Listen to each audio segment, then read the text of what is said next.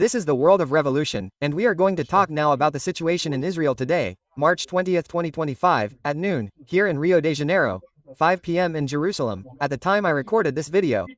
We had a rocket launched from Gaza towards Tel Aviv. There was an alert here in Tel Aviv against this rocket. Fortunately, it did not cause any damage, but the people from HAMAS returned to action here in the Gaza Strip, right? Israel also returned with his plans. He has already taken over the entire Netzarim corridor here, as you can see here, and has already started the evacuation of parts of canyons here. A large operation will begin here in canyons to resume operations here in the Gaza Strip. We are going to talk about these and other subjects in detail. This news was suggested by Peter Barba. 2 minutes until Peter talks about Ukraine and several other people. Thank you to the people who suggested news on our website, novolving.com. And thank you to you who are watching our video. If you like our content, please leave a like and subscribe to the channel, okay? Well, we can see here that the Netzarim corridor is already on the map, right? It's already taken over by Israel here. The Palestinians' passage between the north and south, now only passing through the Israeli army's own controls. And the operations have already begun here, right? Unfortunately, we had a major attack alert here in the Tel Aviv region. You can see these little red dots here. These are places where the missile could potentially be launched, so it's an air alert. I went through this in Israel when I was there in Tel Aviv. Unfortunately, this kind of thing happens there. The center of Israel about an attack here is what happened, right? And the Palestinians, the people from HAMAS, posted an image here and it shows them launching weapons, using weapons here against the Israelis. They also showed the rocket launch here, look. Here's an image of the rocket launch against Tel Aviv, and so on.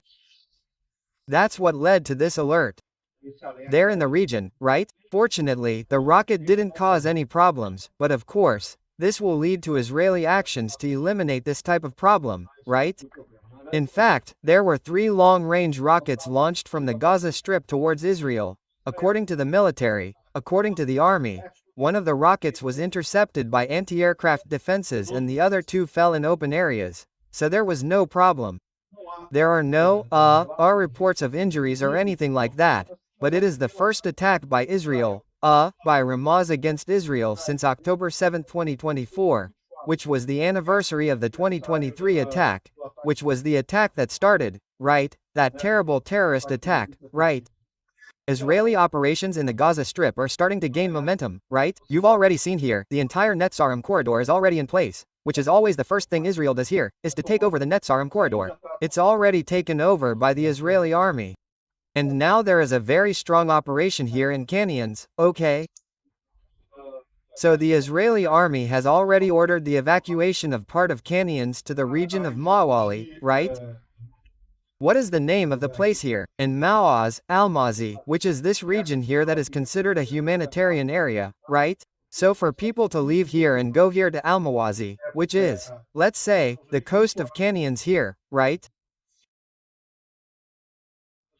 The terrorist organizations once again launched their rockets from civilian areas and we warned that this would happen. So, the attacks have already begun there.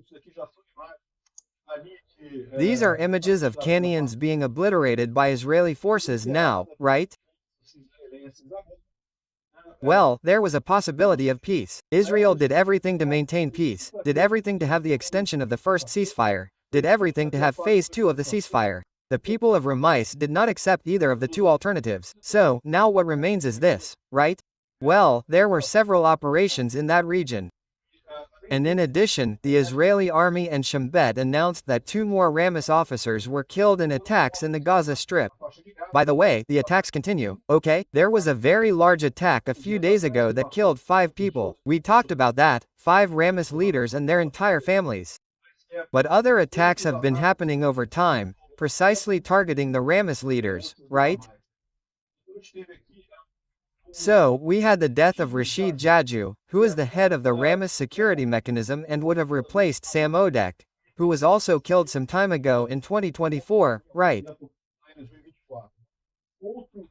Another HAMAS officer who was killed was Amim Alyssa, who is another head of the security region in Canyas, right? Who would have been killed in these Israeli attacks there in the Gaza Strip. So, with that, we have here again the leadership of Ramis here, completely destroyed once again there in the Gaza Strip, but it makes sense, right? Other people will be appointed to these positions. This process takes a while until there is no one left to replace the leaders of Ramis there, right? Anyway, we also have information that there are already 33 of the 54 faces here from the Ramis deck and they have already been eliminated.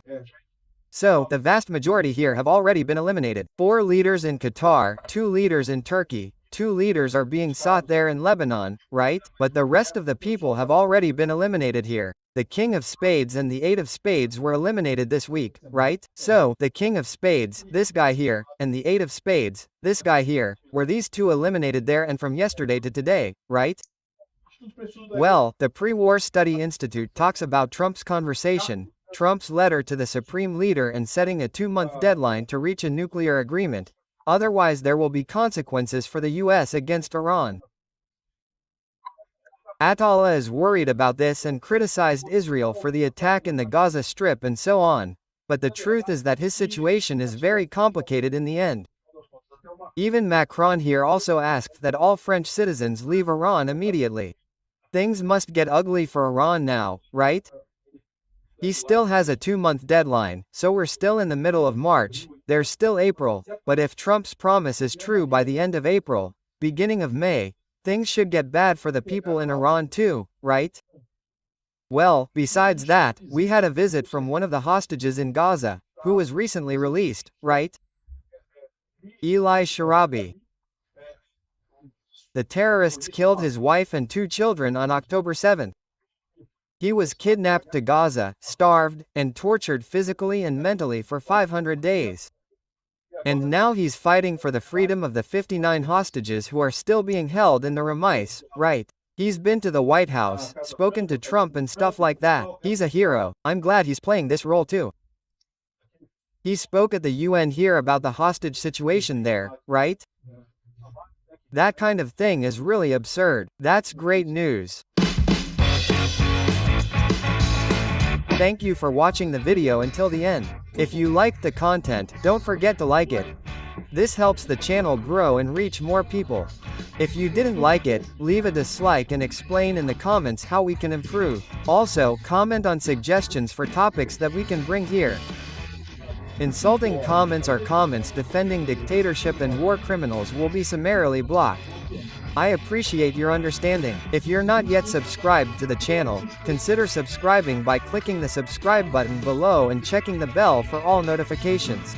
If you want to help the channel, check out the website. How can you do this?